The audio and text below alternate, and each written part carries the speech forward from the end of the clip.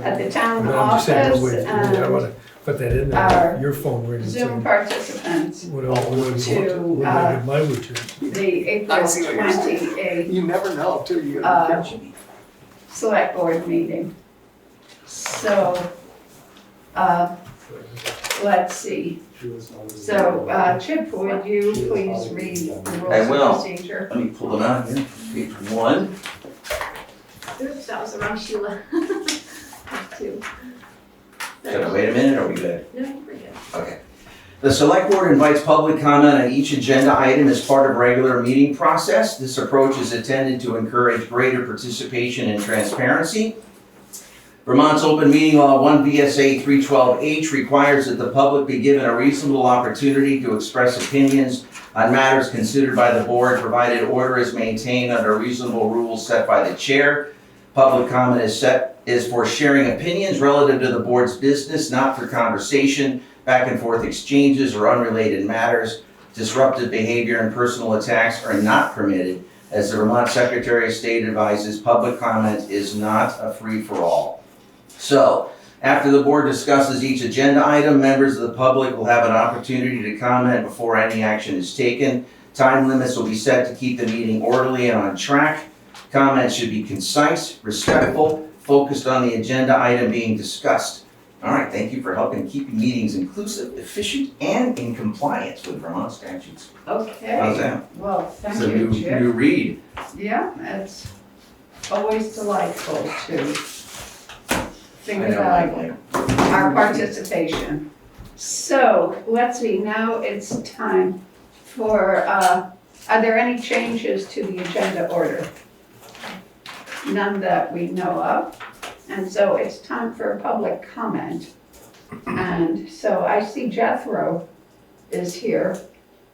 I will ask Jethro to unmute.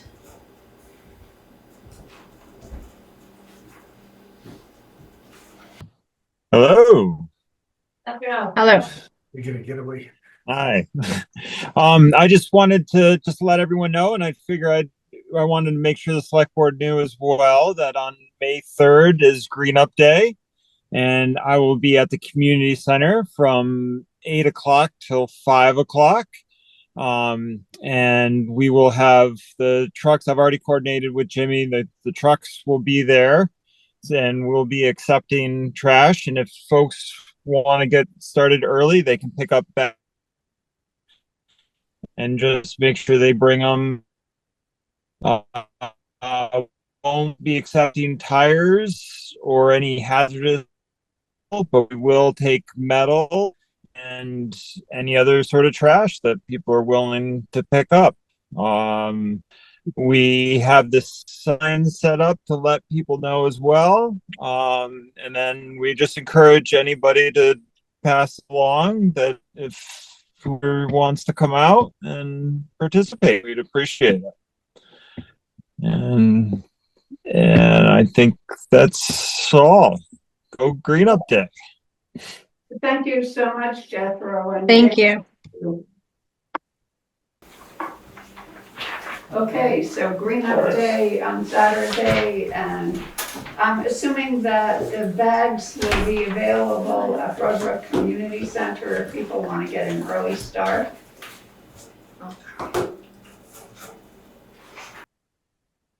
The bags currently are at the town for an early start, but I'll have the bags at the community center starting at 8 o'clock. Okay, thank you. Does that work, Erica? Yeah. Does that work, Erica, for people Yeah. to pick up bags in town? Absolutely. Okay, We have them now. perfect. Okay. Do we have some Yep. now? Oh, A great project. I think so. Yeah, yeah, thank you. okay. So are there any other public comments? Okay. Steve Lemke, River Road. A couple weeks ago, I sat here and said that anybody who wanted to help plant over 500 trees in the Green River Meadows show up on Friday and Saturday of last week. And guess what? 40 people showed up on Friday and Saturday, and there were over 500 trees that got planted, got put in the ground, mulched and watered, and some of them staked, and just really always amazed at the number of people who just show up to do good things. And and make good things happen. So I just want to thank everybody who participated, and the people who donated wood chips and things like that. D&E Tree brought some wood chips down for us, and it was a really good effort all the way around. So thanks very much. Oh, great. It would be wonderful to That's have photographs of the process. Maybe we could stick them, a few of them, on the town website just to show. There'll be a press release for VRC. Oh, great. Okay, Lisa? I might come up. Can I come up here? Of Just so I course. feel like I'm talking to. I can see you. So hi, I'm Lisa Ford. I live on Evergreen Drive. So I have, I don't come to a lot of select board meetings, but I actually have been thinking a lot about my experience at the last two town meetings. That I just wanted to share how I felt as a voter, and maybe you can take that. I know I talked to Michael a little bit about this one time. So at the last two town meetings, I felt like, based on some of the discussion, that there was a little disconnect between the fire department and the select board. I actually I'm gonna just have a couple of things to say, so I wrote it down. So there were proposals at the last two town meetings that were presented by Beth, who I have the utmost respect for. One, I think, was an allocation of $68,000 for police department. I don't know if I have these figures right. And then one was adding $18,000 to their annual capital fund to go towards a new vehicle. And so at both those town meetings, at the same time, Tara, who I also highly respect, had really valid questions and concerns. And so my only wish, which would have made me much more confident in my vote, would have been to have the select board and fire department negotiate and have those questions and answers happen before town meeting, so that when it's presented at town meeting, I feel like everyone's on the same page. Because honestly, when Tara and Beth didn't agree, I actually had anxiety. It's like, these are two superhuman women who live in our town, who are sort of negotiating in front of everyone at town meeting. And I just wish that had happened sort of prior to town meeting. So, in any vote like that, really, that comes up from any town administrative, it could be the library or the road crew. I'd like to see the select board be on the same page as that vote, so that it's vetted through. Thanks. Okay, that was it. Thank you. Thank you. Okay, any other public comment? Okay, then we will move on to the approval of the minutes of the 4/14/25 meeting. Is there a motion to approve? I make that a motion to approve. Okay, and I will second it. Is there any discussion? Okay, so, Tara, how do you vote? Aye. Sheila? Aye. Chip? Aye. Mike? Aye. And Miranda says aye. We have approved the minutes. So Tara, will you take us through the warrants? Absolutely. I'd like to move to accept the warrants as written. Payroll week for 2025 for $7,462.28. Payroll week for 27-25 for $7,424.28. Expense warrant number 2520 for $32,272.86.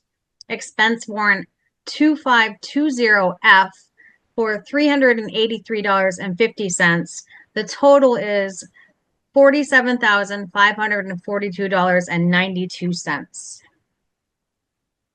Okay, so is there a second? I'll second that. Okay, is there any discussion about this?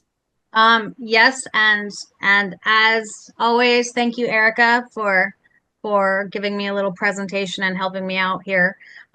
So this week, Blue Cross and Blue Shield was $18,357, which is higher than normal because 2 employees started on the plan and the current bill has April and May for one of them, and March, April, and May for the other. Billing timing will correct next month.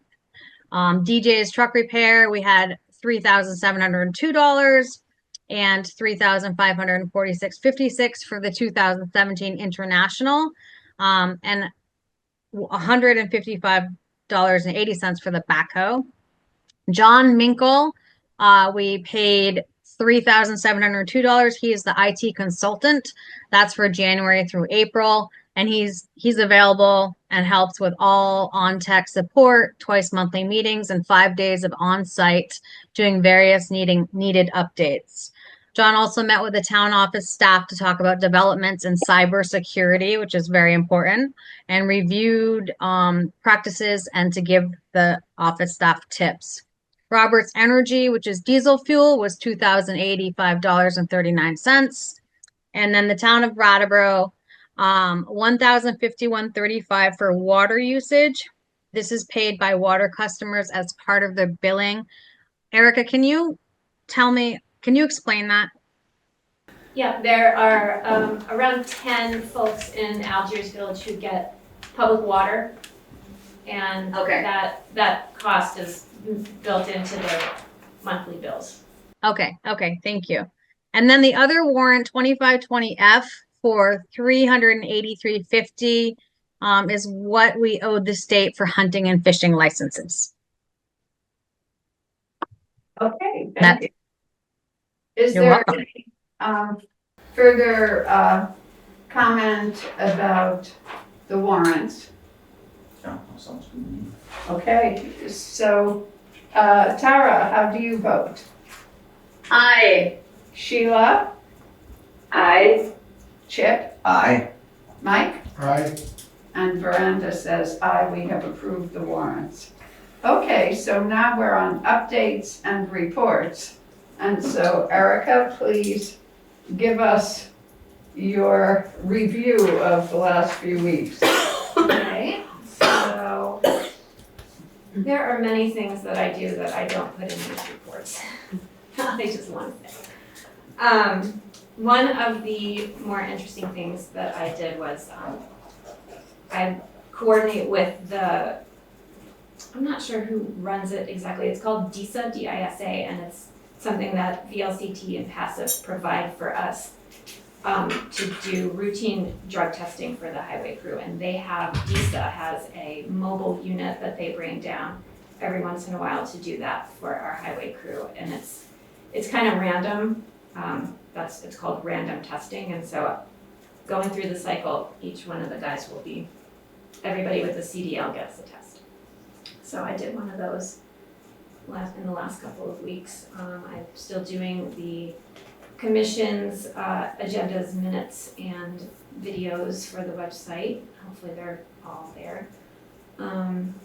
We posted our open highway position on the site, and I have my note that's going to be in the newspaper this week, both of our newspapers.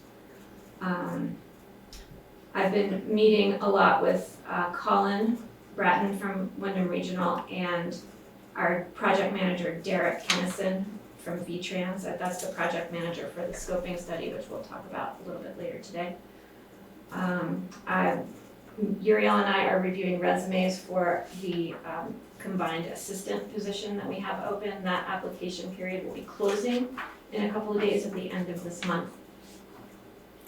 Ellie and I are doing work to prepare for the professional audit. We're providing lots of documentation, every select board minutes from the last fiscal year and other things. My biggest success for this last couple of weeks is that I had a meeting with Katie Buckley at VLCT and got our ARPA reporting for the year done.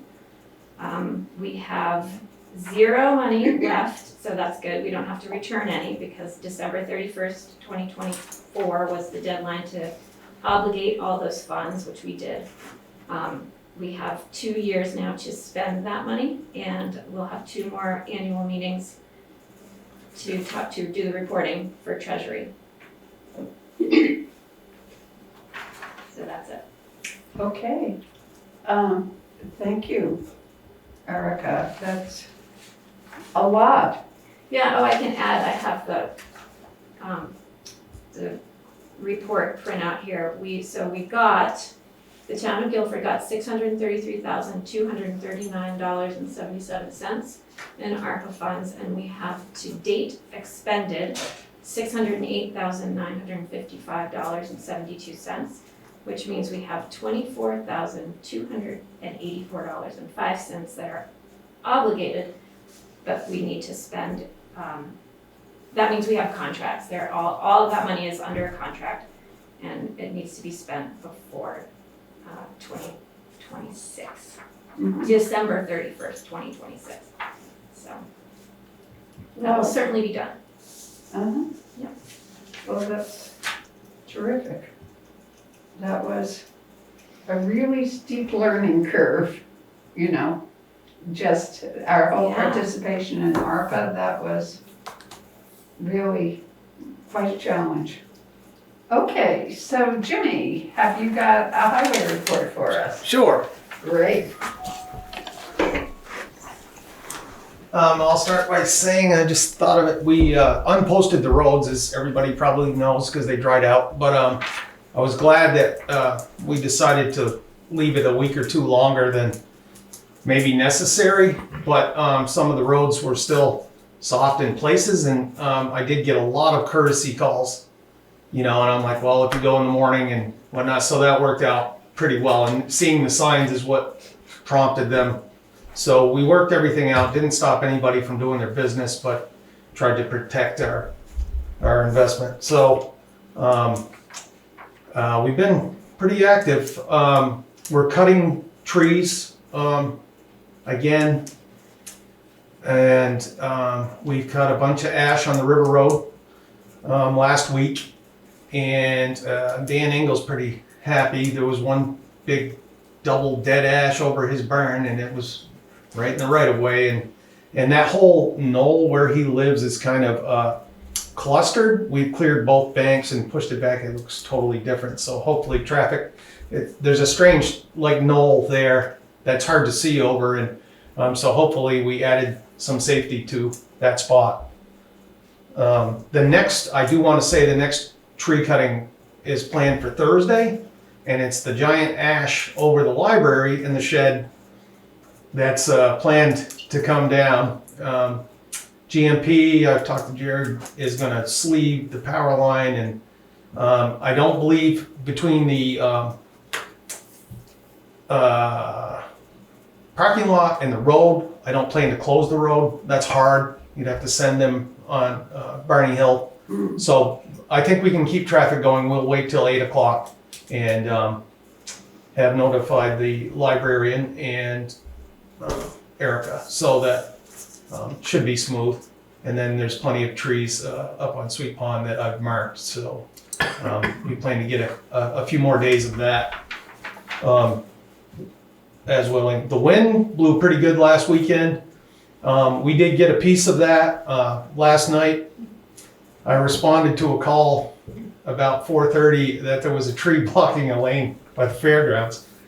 And it was funny because I went down there and there was, and I cut it up, put it to the side, and got back to the shop. And Alan Belleville called me that there was 2 trees or 3 at the Garlands across both lanes of the hollow.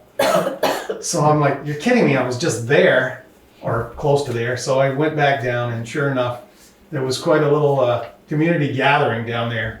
They had a tractor and a mini excavator and chainsaws and a leaf blower, and they were A regular party. Yeah, they had the traffic held. There was probably 10 cars both ways held up, and so we showed up and got the road cleared off and got rid of everyone, and then cleaned it up. And we went down today and chipped it all up and left the firewood for Mark. And but it was pretty interesting for a Sunday night.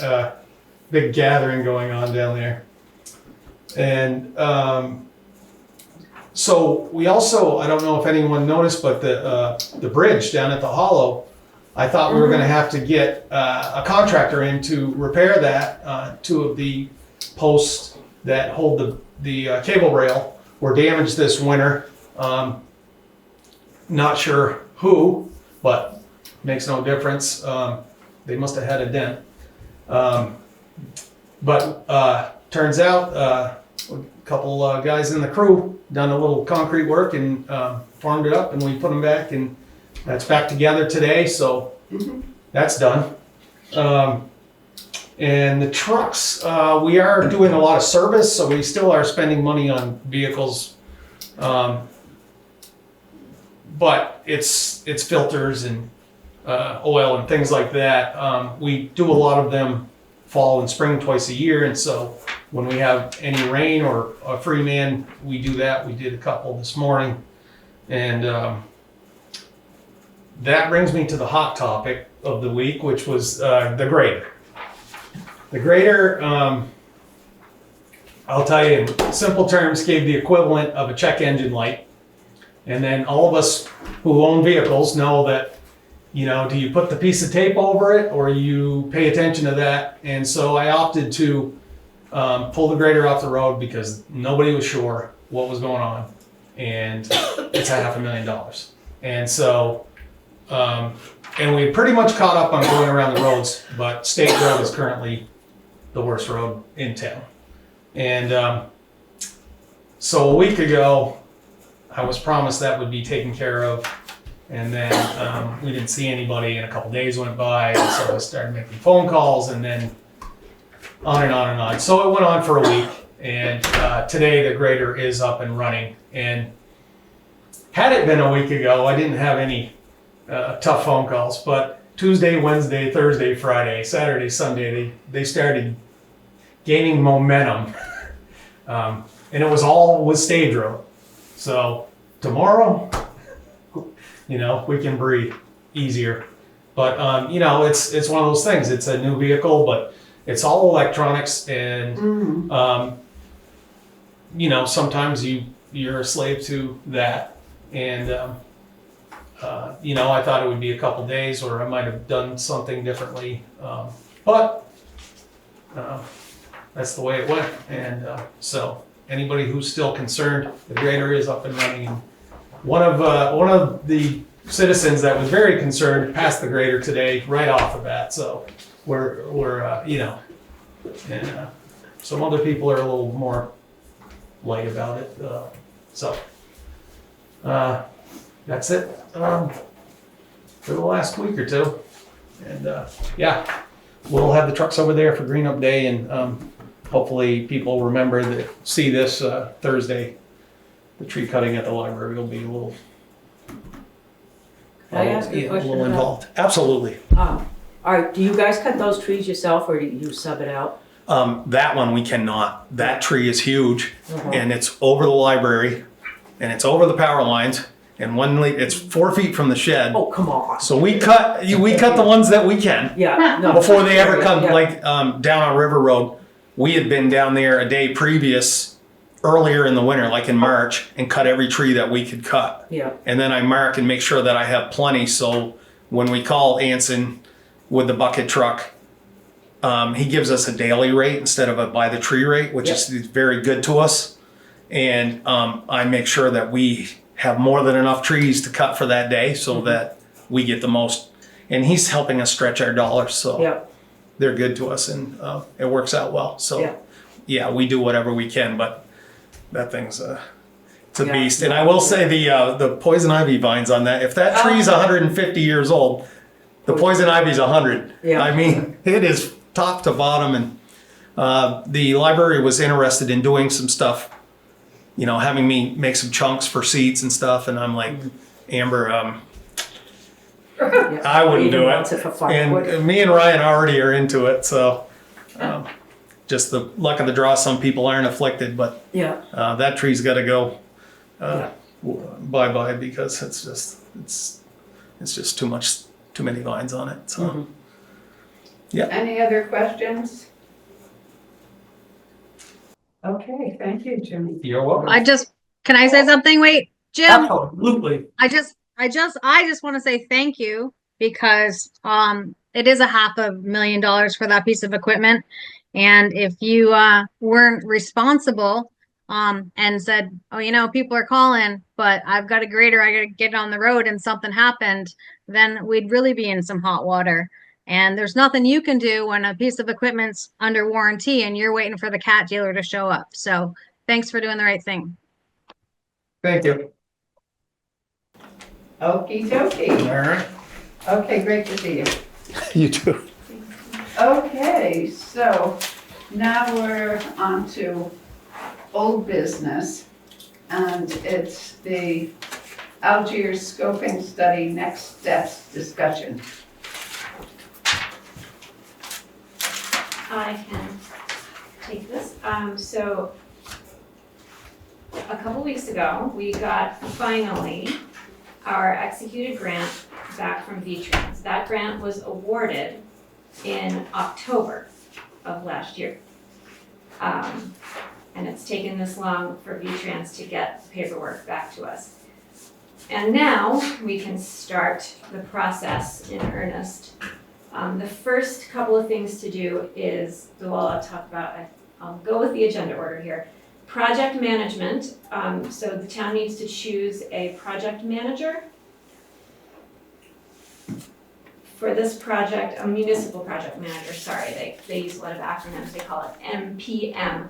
So it could be someone from Wyndham Regional, and Colin is doing that for a bigger project we've got going on for that culvert on Slate Rock Road, but we are thinking Colin agrees that I can handle the project management for the scoping study project because it's fairly simple.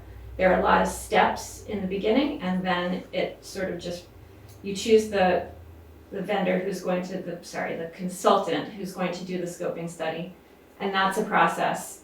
It's all a process prescribed by VTrans. So the project manager needs to be chosen by the select board. And then the next thing that needs to happen is a consultant selection committee is formed, and the Algiers Traffic Calming and Safety Committee already has requested from the select board that that committee be the consultant selection committee.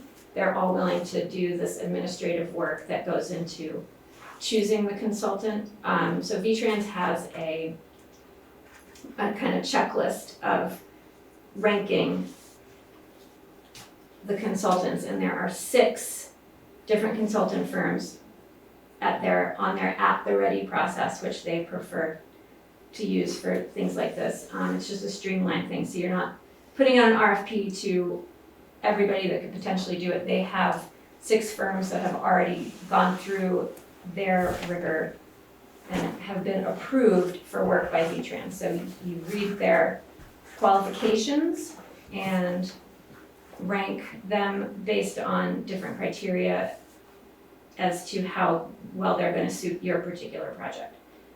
So those are 2 actions for the select board to take at the next meeting in order to get this work started on this scoping study project. Thank you, Erica. Is there any discussion about this? Yeah, I've got a couple of things that I would like to say, actually. First off, I appreciate all the information that was provided in the 3 documents. It's a total of 42 pages, a lot of material to absorb over a weekend, but you know, as Erica said, it finally gives us enough detail to take a serious look at the scoping study and its potential impact in Guilford.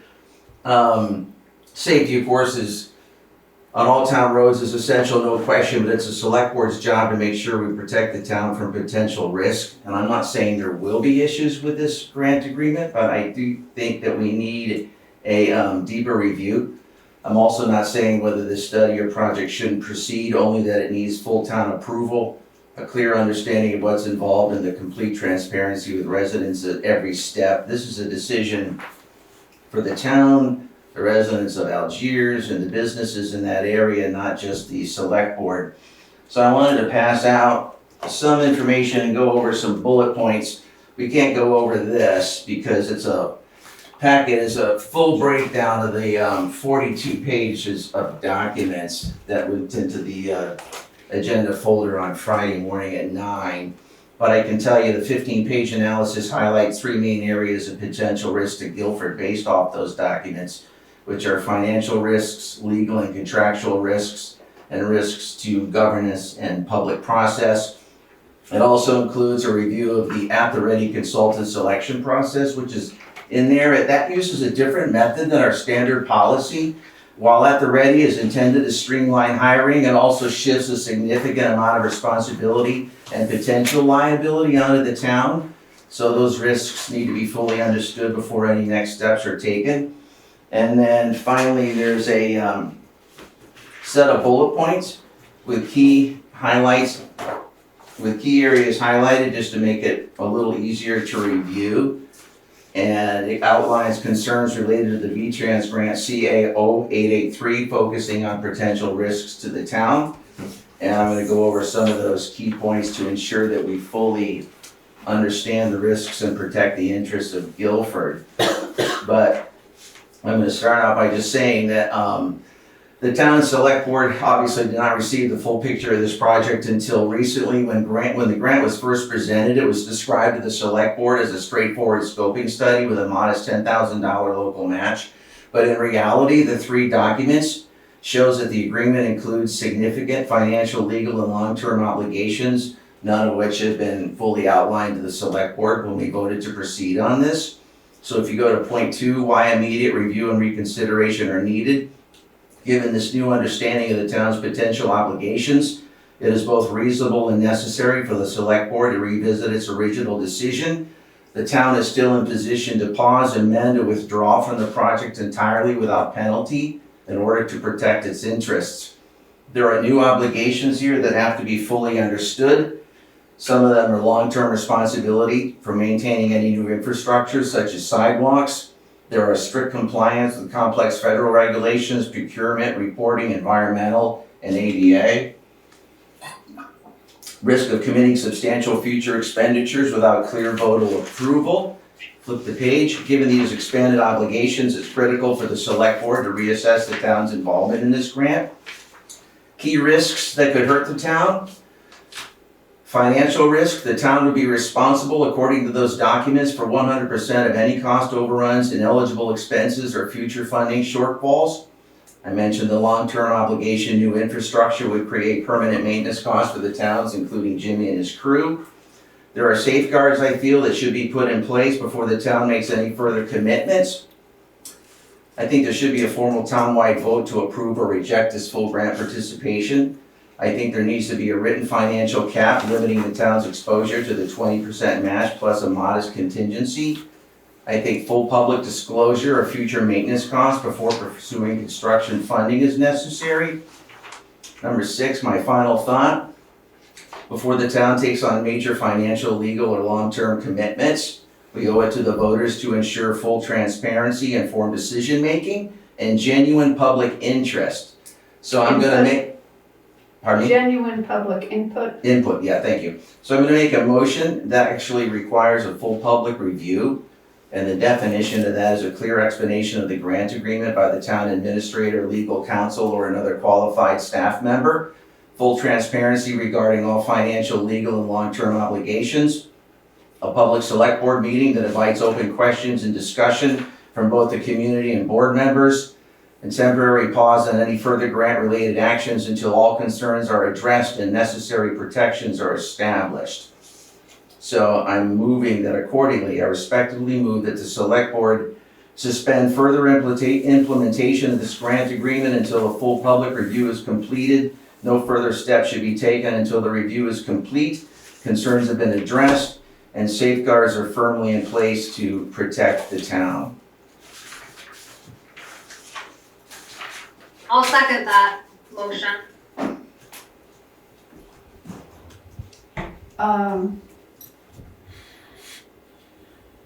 Well, I'm not sure that we're prepared to have that discussion, right now. I mean, about the motion. Can I add to some discussion? Okay, so I've been thinking that the bottom line here is speeding. Like that is the complaint that we repeatedly hear. And one option that we haven't even discussed is hiring a constable. And in the past, we had constables. Lindy Squire was a constable. Arnold Clark was a constable for 23 years. And that would be hiring retired law enforcement to be a police presence. So if we hired them for 20 hours a week and we had them exactly where we wanted for those 20 hours, plus 10 hours for emergencies at $35 an hour or more, that's just over $50,000. Now we had the town approve $68,000 for a sheriff contract that was not ready, was not feasible. We could not pick our hours. And if there was one emergency, it could be eaten up. So I've reached out to Craig Laporte, former lieutenant of the state police, Mark Anderson from the sheriff's department, and Norma Hardy from the Brattleboro Police Department to see what their thoughts are and if they know anyone who might be retired who might want to take this position on. But I think that we really should discuss that. And I also know that I've been on record stating that this needs to be a town-wide vote. It feels kind of like a library situation to me. Like when you look at numbers, Newfane did this and they were awarded, let's see here, hold on a minute. So they put in money. It came up to $11,000. So that $3,000 over the grant match that they initially put in. And then VTrans awarded them $563,000, but the total was $704,000, which left the town with $141,000 to pay for sidewalks, a raised crosswalk, and a rapid flashing beacon. Now that's only 1,500 linear feet of sidewalk, which isn't much, but Newfane's much bigger. So I don't actually know the comparison in size, but I do know that Newfane is left with $142,000 on a project because the grant didn't cover it. And I think that definitely needs to be a town vote. And I feel like there's more information that we need to have a deep dive into this. Like Chip said, I don't think that we've discussed this enough to commit to even getting the grant. And I also want to know what other people think about a constable idea. I would like to say that this grant is for a scoping study. It is not for any construction. What you get out of a scoping study is, I think 3, maybe 4 different options for the town. There's a lot of town involvement during the process. That is another thing that VTrans requires. And you come out of the scoping study with 4 options, one including no build option. So I'm not sure what Newfane's situation was, but the town would definitely be involved in making that decision in any way that the select board wanted. But there's no construction here. This is simply for a study, just to clarify. Could I say something? Sheila's No. Go ahead, Sheila. Sheila? Yes, thank you. Thanks, Miranda. First, I wanted to echo what Erica just said, that this is only a scoping study and that a major portion of the scoping study involves town participation. It's like that is an integral part of it. It is not a project that we're about to undertake until we see the results of the scoping study. And to address I'm sorry, Erica, I had muted myself because I don't feel like I need my coughing to be exaggerated here, but I'm sorry. The constable, I don't know the exact figures anymore, but when we looked at a constable a long time ago, not like when I was on the select board before, it's not just the constable hourly wage. It also involved a car and a lot of training, mandatory training for a constable. And so the expense is never just the wage. It's much more than that. And I'll just stop right there. It's worth another discussion if we're considering law enforcement, or if we're considering constable versus, in my opinion, some form of project Algiers Village traffic safety project implementation.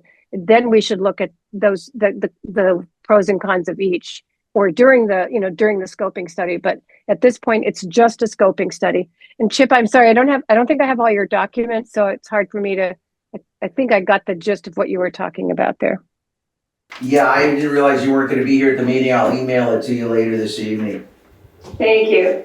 But, in terms of the constable idea, I think, especially when it comes to a car, if you look at Brattleboro, Windham County Sheriff, State Police, they all have take-home cars. And depending on their schedule, my son's a police officer, he works 4 on, 4 off. So on his 4 off days, he's out, you see them parked at construction sites and, they're earning money overtime while they're doing that. So I think it would be at least worthwhile to reach out to those various branches and see what their schedule is. And they get take-home cars. So, and rather than sitting at a construction site, just sitting there with lights flashing, they're in here and working in Guilford. I think that's definitely one possibility. I'm just saying that possibility should be explored in the context of a scoping study and cost benefit of each. Yeah, I just wanna... Go ahead, Tara. I just want to say, just to put it out there, like what a constable's role would be. And they oversee smaller towns and communities where they are responsible for maintaining peace and enforcing laws. They can make arrests in cases involving misdemeanors or some low-level felonies. Now, the other thing where this would overlap in is helping out the fire department. When we had lots and lots of conversations about how the fire department isn't supported, especially with mental health crises. So it would be nice to have some type of overlap, especially with the shortage of Vermont state troopers and the amount of time it takes for a 911 call and response to make it to Guilford. So that, traffic and speeding is really important, but safety in Guilford and in general is also really high on my list. So that's a nice overlap. And yes, Sheila, I did get some feedback from Craig, and he did talk about the training and a special radio. And I'd love to, go into this further. And we can set that for another discussion, but I think it's a good idea, and just to get some information. Yeah. Yeah. What I'd like to is, everybody's talking about, it's just a simple scoping study. If you look at the language in the document, and I think we really need to take a step back, and Erica was talking tonight about in the next couple of weeks to do this, and then there's a timeline involved. I really think we need to hit pause on it, but in this 15-page summary, one of the key risk areas identified in that grant agreement is by signing this agreement, the select board is committing the town to pursue a defined transportation project that obliges the town to try and implement those improvements if the study deems them feasible, or else face the repayment consequences noted above. Such an obligation could be seen as assuming decision-making power that usually lies with the voters. The select board, by entering into the grant, locks the town onto a path that residents haven't formally approved in a town meeting or vote. So the question is, based on that, how does the select board justify committing the town to this project and its implied implementation without first obtaining explicit approval from the voters? In other words, the board is concerned that by obligating the town to pursue a sidewalk crosswalk project to avoid repayment penalties, it is effectively making a decision that traditionally would be reserved for a townwide vote. Explanation behind that. This question raises the issue of voter authority and consent. Normally a project of this scope, especially one with potential to lead to construction and local funding obligations, will be presented to the voters for approval. The grant agreement, however, binds the town to a course of action or a penalty if it backs out, which could be viewed as a select board overstepping its authority. This is a governance red flag because it touches on the democratic process. The board should be cautious about locking the town into a future outcome, building infrastructure that the citizens as a whole have not yet agreed to. And we could go on and on and on. I mean, this thing's 15 pages, but here's the deal. Erica was talking about, this came up in October. This is brand new. I went back and I looked at all 3 meetings and pulled the transcripts through AI of every time we talked about this scoping study. Never once have we gone into detail to this kind of degree. Okay, we just need to hit the brakes on it a little bit. Even Erica in that meeting on 10/16 said, I want to add just one thing about scoping studies in general. Despite the fact that there was one done in the recent past where no work has been done on it yet, they don't expire. This study is going to be good for a very, very long time, and the town has options to do any one of the choices that the scoping study proves. So this isn't anything that we need to jump on. This is something, and here's the transcripts of all those 3 meetings. And in those, both Tara and I have said, we do not want to be jumping into anything big, no project that is a select board decision only. It has to be town driven. And now we've got 3 documents, 42 pages, including now the procedure policy and how to hire consultants. We've got to be able to take this to the town. I must be missing something here. The scoping study is what's going to look at what are our options, including not do anything. Is that correct? Am I understanding correct? That could be the outcome of the scoping study. Well, that probably That would won't be that happen. a no-build option is required by VTrans. A what? No bill. No build, so, Okay, yeah. a no build, okay. Mhm, build nothing. So, in order to make a decision, don't we have to at least go that far? Don't we have to at least lay out, here are the options? And which is what a scoping study does. It does, but before we go that far, and unfortunately, I couldn't get this to everybody prior to the meeting because honestly, I mean, it was 42 pages of material that hit at 9:12 on a Friday morning. I mean, I spent hours on this. It's hard. It's a heavy hit. That was a pretty good heavy shot. So I just couldn't until I came back late this afternoon from Staples with this document. I'm not saying we shouldn't do the project, and I'm not saying we should do the project. Right. I'm saying based on the questions that come up by looking at that grant document, that the select board has to take a deeper look at it, including all of the risks associated with that, before we proceed further. That's all I'm saying.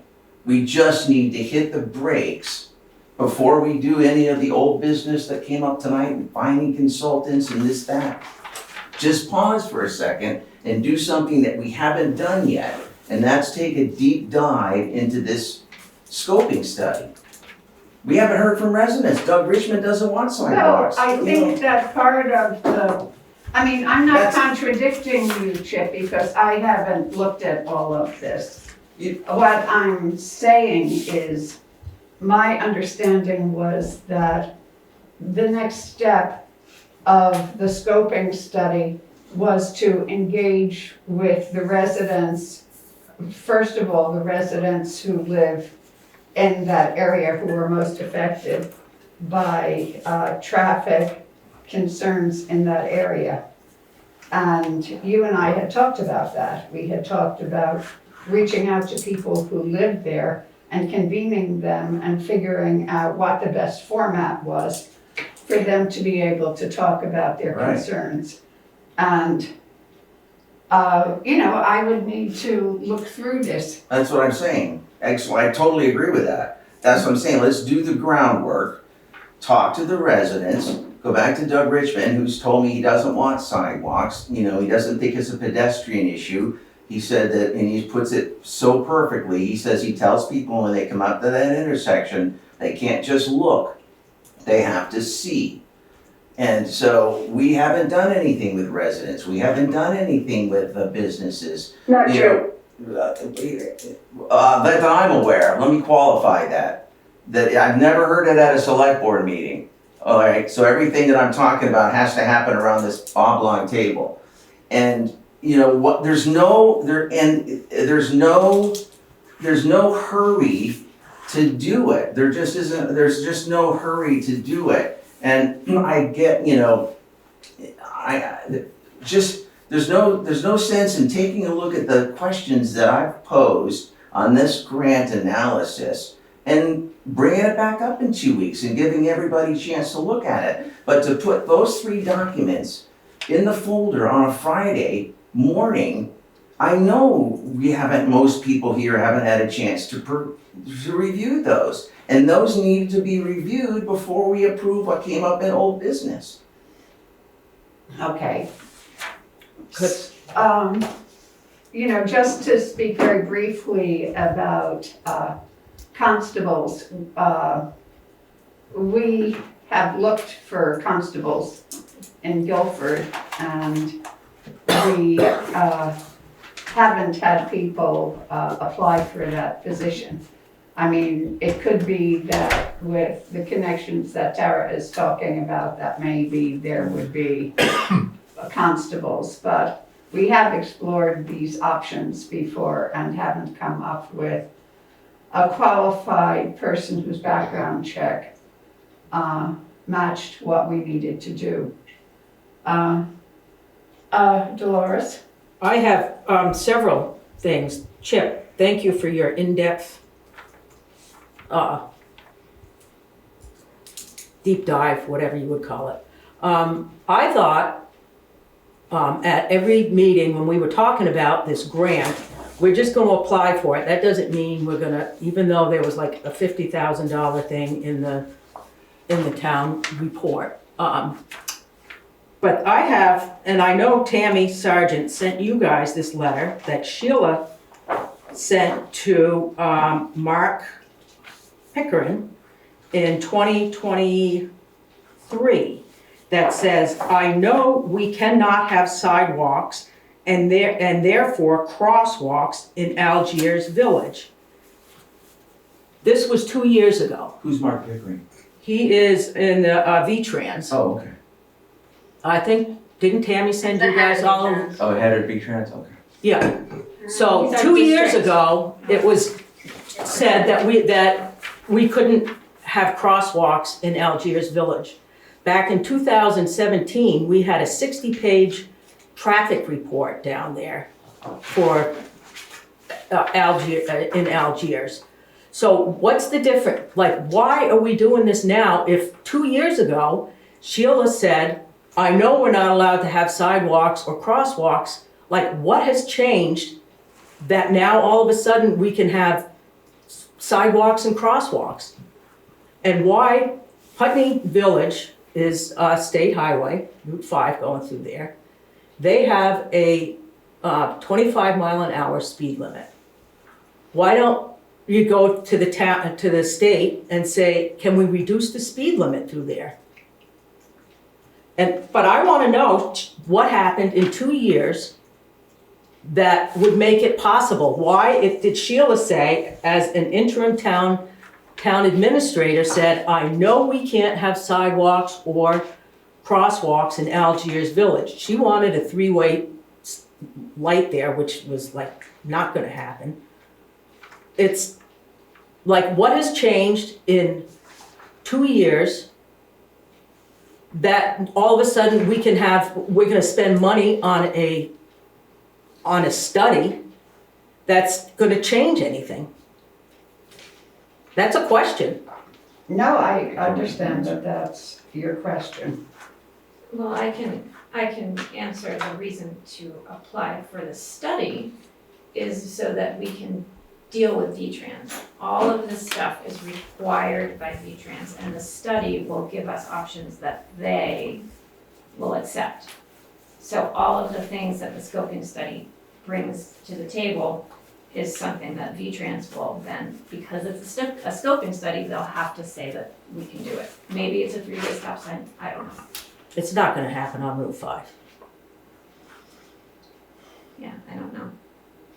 But what's the difference? What has happened? Why are we studying if 2 years ago we weren't allowed to, they said, no, we can't have sidewalks or crosswalks in Route 5. So what are we restudying it for? We paid for We've never study. studied it, they want us, one of these studies.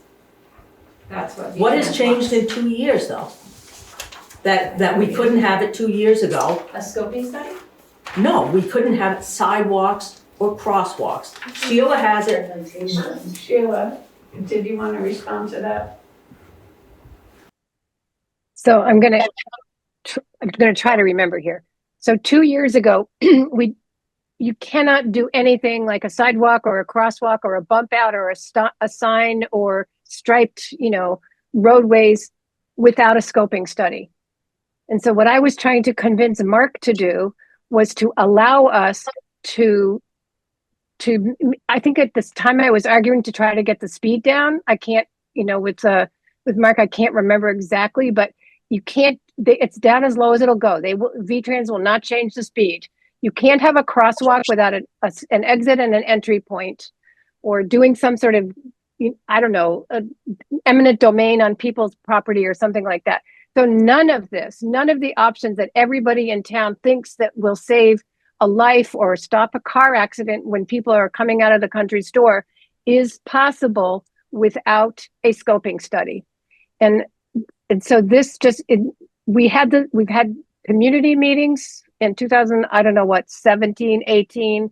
We had the traffic analysis, the data. We have the data from the speed signs now. But the state will not allow Guilford or any other town to examine or institute any more practices or obstacles, speed bumps, I'm sorry, I can't even think of the word, speed safety, measures without a scoping study. So we can, I think we've all been holding our breath, just hoping that nobody gets killed going out of the country store or at that intersection.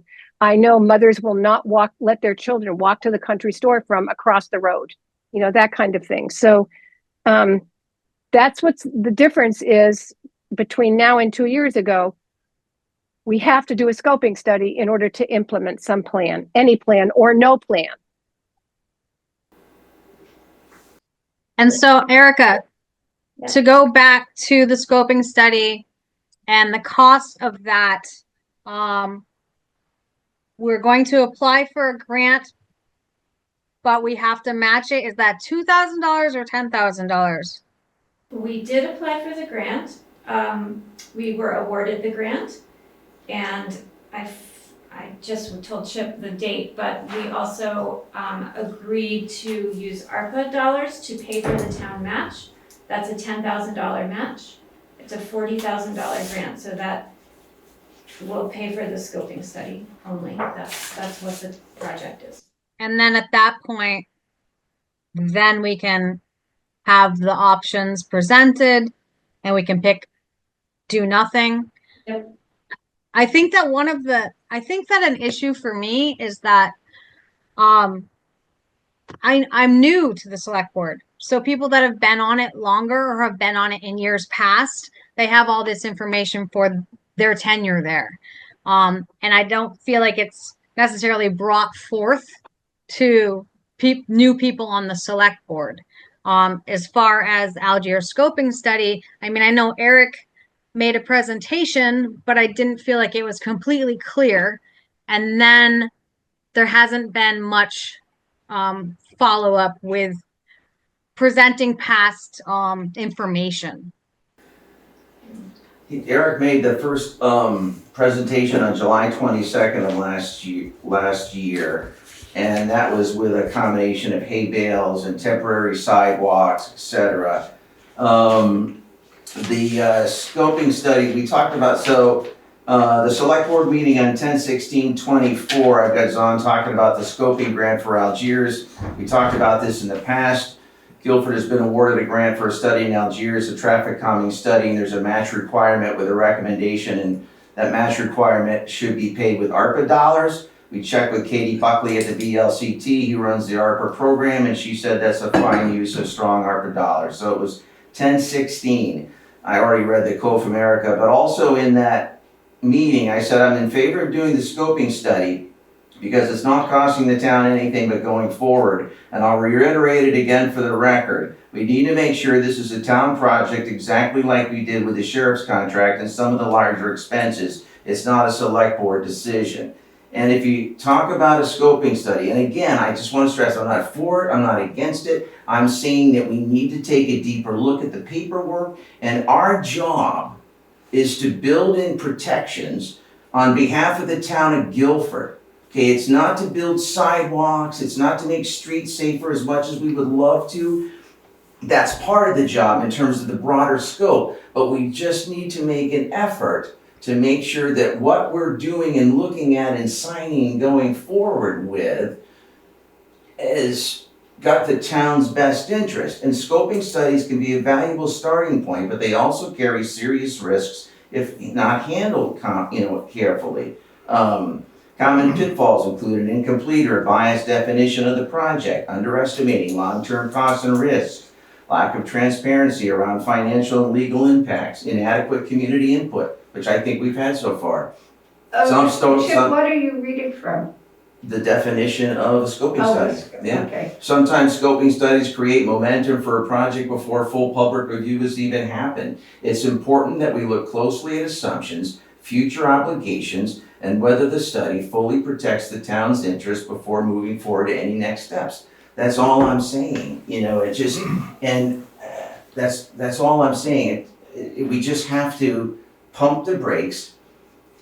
We've generated enough discussion here to indicate that there are multiple levels that need to be explored before looking at this further, and that's what I think we should do.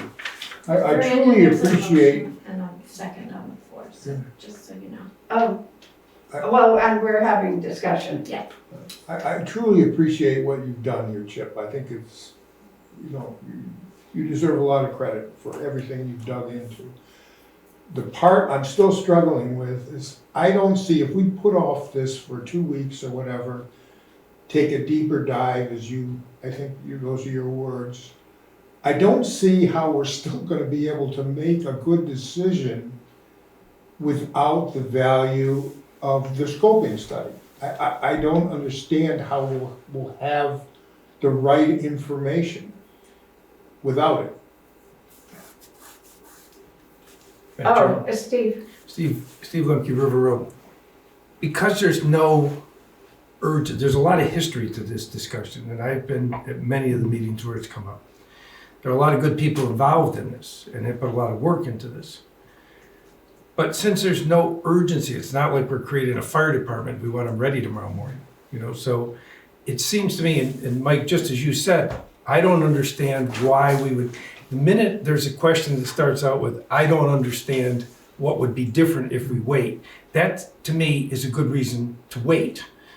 Because you can't make the assumption because you don't know what is different, that there isn't something different. And I don't see the danger in waiting and bringing the primary participants back together to do sort of a historical review of what's happened, who said what. It's not, and I think we're off the agenda. To have Sheila trying to remember what she said in 2017 is pure conjecture at this point. So I would say, from a resident's point of view, it just makes sense to not to wait, but to do something over the next 2 weeks, like read the document and see if there's anything legitimate that Chip has put together that generates a question. And if it's a substantial question, then good thing we waited. If it's not, then we move on.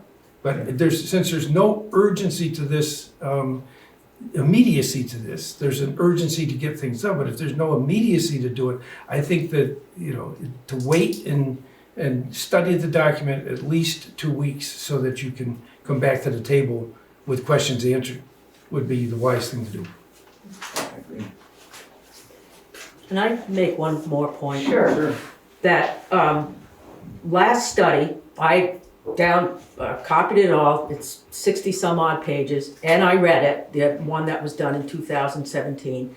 And so they documented all the traffic problems, the accidents that they had. There was not accidents coming out of Guilford Center Road onto Route. Every accident that was documented came out of the store. To me, I don't know why you wouldn't move the driveway of the store. I mean, for one thing, it seems like it would make sense to, like, if that's where all the accidents are happening and people are having trouble coming out of the store, that isn't, you know, Jane Doe up the road, you know, up on Packard's Corners problem about somebody coming out. That's like a store problem. And I don't know what, like, they own the piece of property next to it, like, move the driveway up. Wouldn't that make more? Would that require a scope, some kind of study, approval to move the driveway? I don't know, I'm just asking the question. Then go out onto Partridge Road. Go out onto what? Partridge Road. Partridge Partridge Road. Yeah, the road next, yeah, okay. Road up on the right. Yes, I know. Miranda? Yeah. Friends of Algiers Village studied that. I think there's a wetlands there. You can't get up onto Partridge Road and out, because we did obviously think of doing that. Right. So, and if there's just no opportunity to move the driveway. Right. I think we should call the question. I think we've had a lot of discussion and input, and it'd be nice if we could just move on. Okay. I'm asking if we could. Yes. Yeah.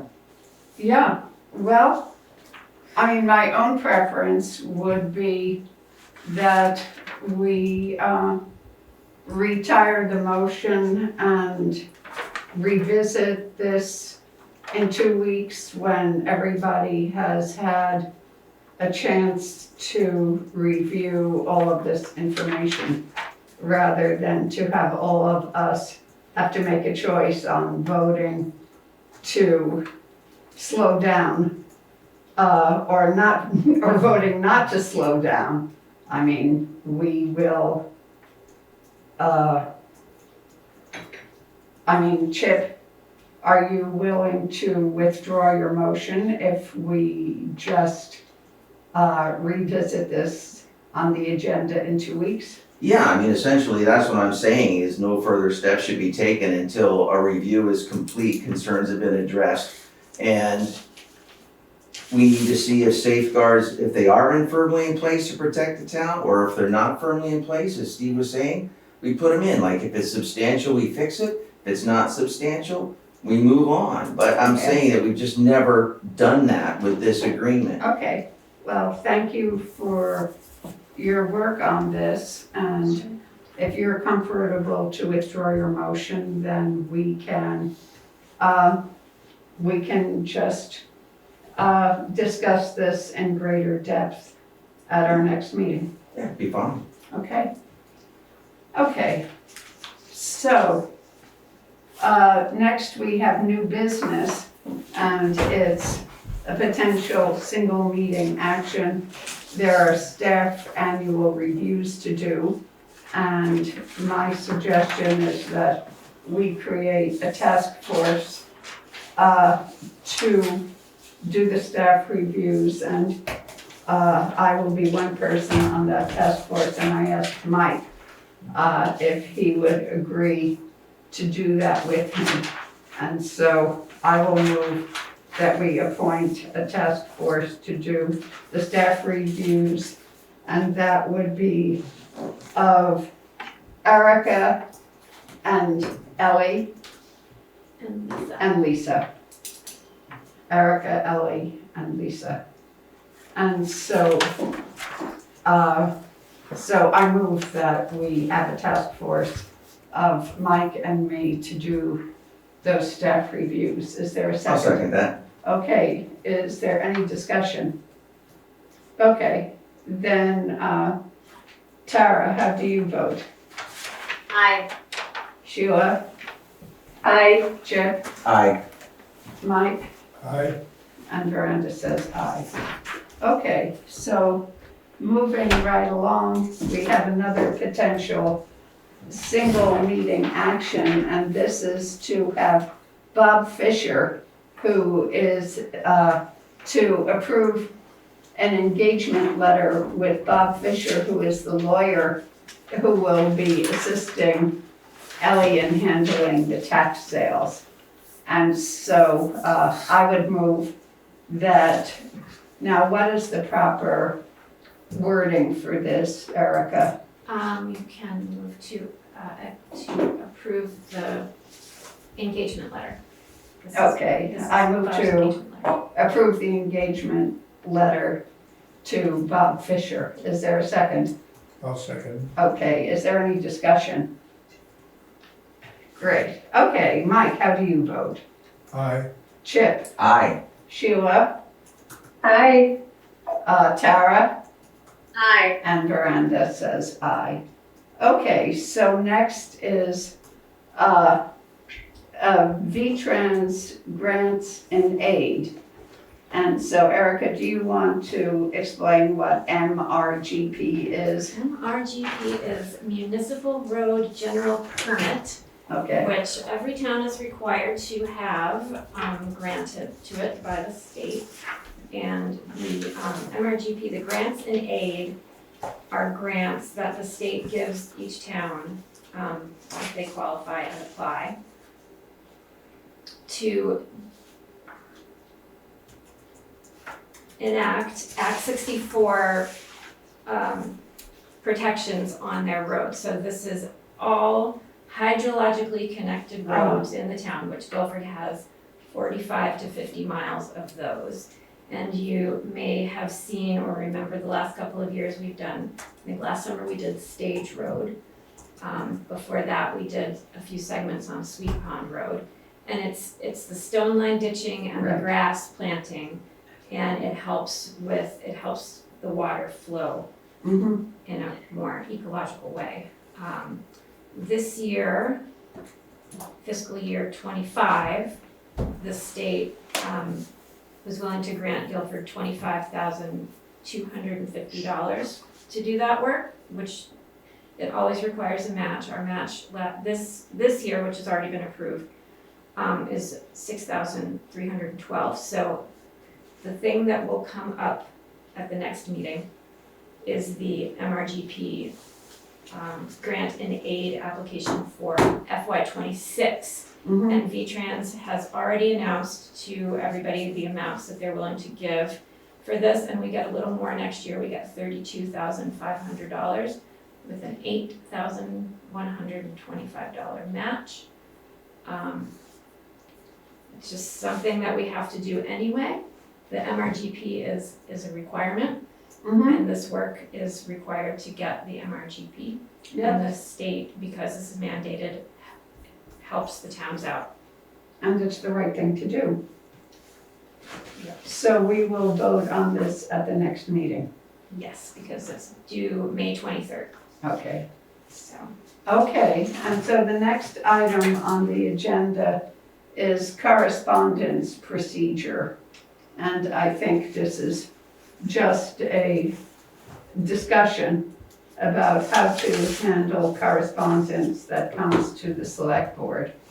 And Tara, this was something that was really important to you, and I wonder if you want to bring up your concerns.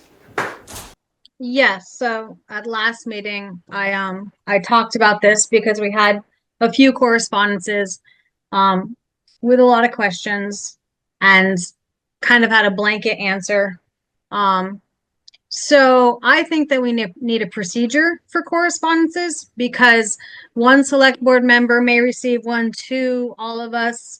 I think like number one, all correspondences should go to Erica and Veranda. So if I were to get a correspondence, I'm going to send it to Erica and Veranda. Number two, I think that all select board members should be privy to the correspondence. I think that Erica should forward it to all select board members. Number three, select board members have the option to weigh in about the correspondence and share their thoughts. Is this a topic, a correspondence that needs to be discussed as a board? My concern is that different people have different opinions about correspondences, and they may have a difference in response. So if there is no desire for further discussion, then that's it. And Erica or Veranda can just respond at a meeting and say, we have this correspondence, and that's that. If there is an answer that involves differences in opinions, I think that this needs to be a select board discussion, and there needs to be a mutual response. So some correspondences are hot topics, and some are, I think you need to cut the grass at the town office. But I think that all correspondences should be information that all select board members are able to view and weigh in on or not. Mhm. Okay, does anybody else have a strong opinion about this? Just a question. I received a text a few days ago from a citizen about the roads and a question and a suggestion. I took that text and I just forwarded it to Jimmy. That's how I handled it. Mm-hmm.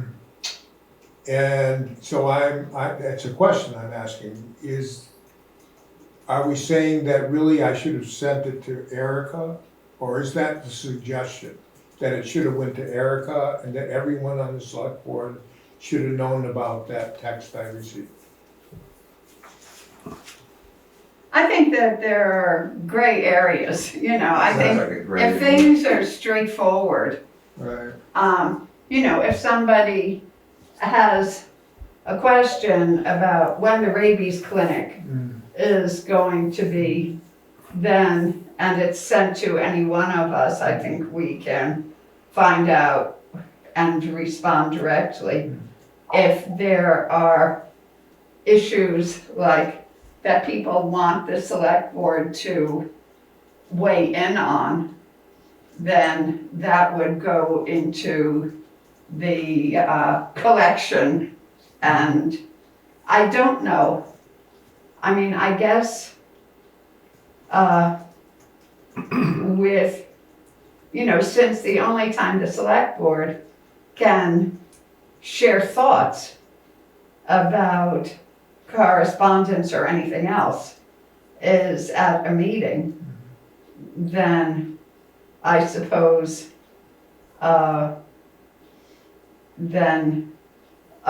more complicated correspondence is something that we might have to discuss at a meeting. But I think in general, aggregating aggregating letters to one central place, if it's a select board issue, makes sense. And then sharing the letter with everybody. And then people could respond directly to me or to Erica or to both of us. But technically, we're not supposed to meet about these things. And so, Sarah, did you have any more? Sheila. I do, but Sheila's before me. Okay, go ahead. That's okay. Tara, go ahead. Yeah, Veranda, I was gonna say, like, if it's a hot topic and if it's a disgruntled town person, as soon as we forward you and Erica that email, and then Erica separately sends it to everyone, the personal interaction between you and I, you're gonna know if that's a hot topic that the select board needs to discuss. Like you said, it's kind of, we need to figure it out.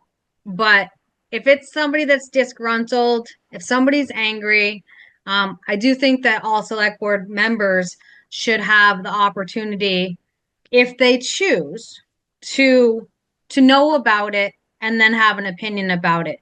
Mhm. When we for a response, and that Okay. can be interaction. Okay, Sheila?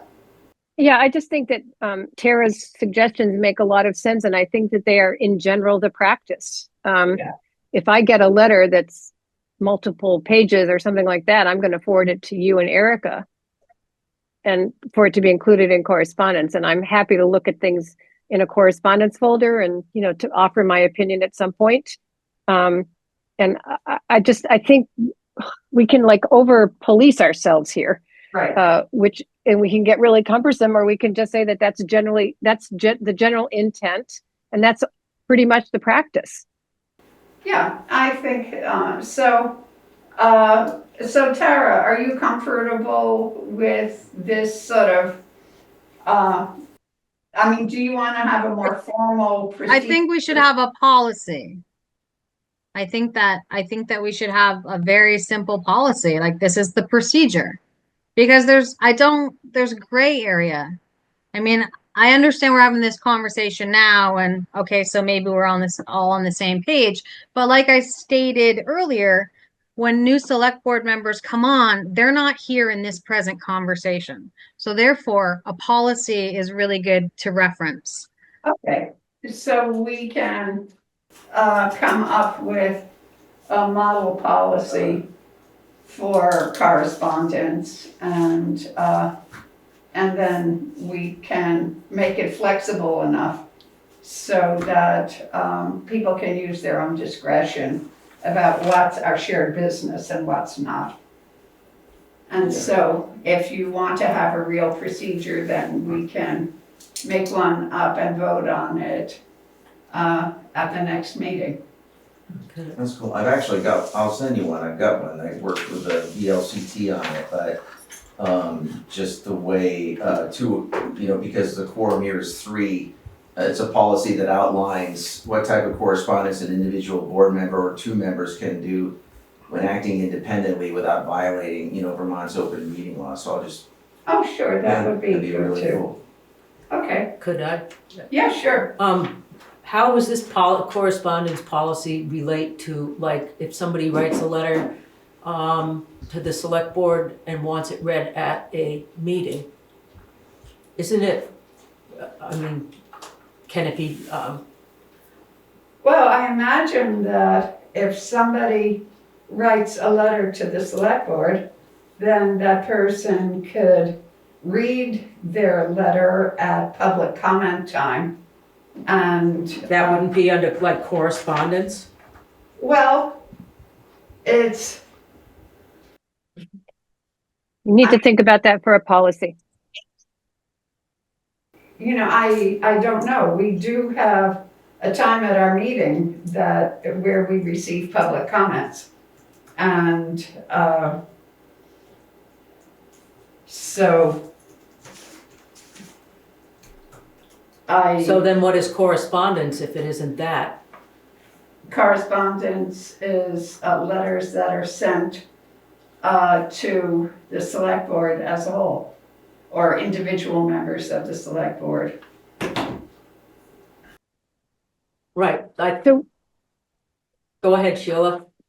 I just wanted to say that often we get notes from Ruck-Up, Vermont, or, awards or something about, events taking place in town. So there's all different kinds of correspondence. We get happy citizens, we get unhappy citizens, we get notices, etc. So there's a lot of different things that come into the correspondence file. Yes, I'm aware of that, but I'm wondering where it lands if somebody was writing to the select board as a whole and wants it on the record, and have it read out. Is that going to be part of your correspondence procedure? I haven't thought about it, but Will you? we can certainly consider it. Yeah, I haven't thought about it. I mean, we have 2 public comment times at the meeting, and we also now have public comments on agenda items. And so, I mean, we can consider it. I don't have an immediate response to, what this policy should be. So, okay. So moving on to other business, is there any other business? Okay, and do we have any correspondence? Not received any. Okay, great. And so now we have time for public comments. Oh, yeah. If we're gonna do it per agenda item, do we need this 10 minutes at the end? Is that something we can look at changing down the road? Because it's, You'd like to change I'd the like to rules of change it. procedure? yes, That's a rule, I mean, you Yeah. could do the same thing you did last time and adopt a that'd be provisional. cool. Yeah, I'd like to, A because, set of so provisional that, things because we rather are than well just the within one. the reasonable guidelines with the 10 minutes of public, the Right. 10 minutes of announcements at the beginning and then a comment period per agenda item. I don't know if we necessarily need 10 minutes at the end. Right, I think that's good All right, suggestion. okay, I'll come up with something. okay. That seems fine to me. Okay, so now I will read the actions from, I think that while we're making changes, that not reading the actions from the old meeting would be a so, too. great thing. It's excellent. That would have been Amen. summing up what we did today, because I think Steve Lemke said it best, the residents have already seen it. Those on Zoom have heard it, and it's like, when you start doing it, it's like the Okay. movie's over at the theater, and So- everybody starts getting up and walking out, like it's the credits roll. Okay, so, I think that one's a little bit more important than the ones from last meeting. I mean, I understand that. I no, understand so it too. actions taken, I think that, actions taken, are we, approved the minutes, we approved the warrants, we had, we created a task force for staff, annual reviews, and we approved an engagement letter, with Bob Fisher for assistance in tax sales. And actions to be taken, everybody can review the material that Chip sent us about,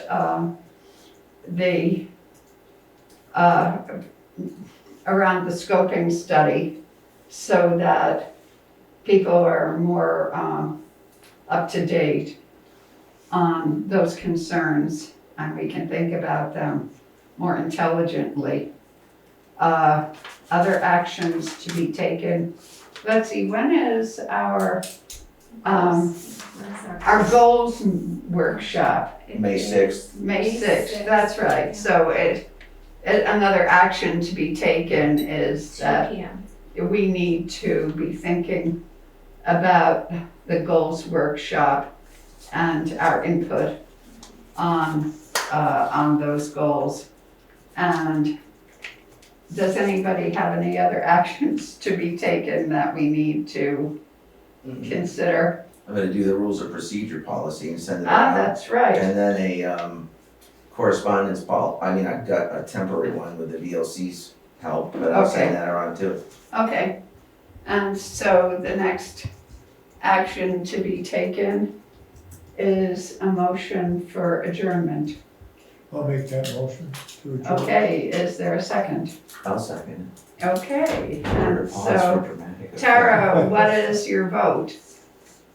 Aye. Sheila, Aye. Chip, Aye. Mike? Aye. Brenda says aye, so the meeting is adjourned.